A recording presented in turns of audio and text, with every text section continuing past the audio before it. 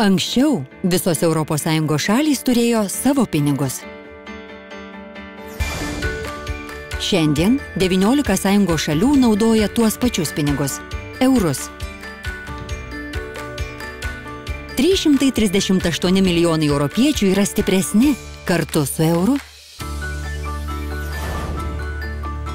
Tačiau kas rūpinasi euru? Tuo užsiima Europos centrinis bankas ir Eurozonos šalių centriniai bankai. Jie leidžia eurų banknotus. Europos centrinis bankas yra įsikūręs Frankfurte, Vokietijoje.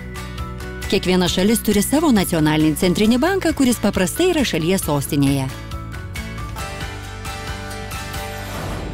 Visų banknotų priekinėje pusėje pavaizduotas langas arba vartai, o antrojoje pusėje tiltai. Kai kurie jų seni, kiti modernūs. Banknotai vertingi, todėl nusikaltėliai bando juos padirbti kaip ir kitus vertingus daiktus, tačiau tikrą eurų banknotą lengva atskirti nuo padirbto. Tai reikia padaryti 3 dalykus – apčiuopti, pažvelgti ir pakreipti. Taigi banknotus patikrinti nėra sunku. Dabar apžiūrėkime monetas.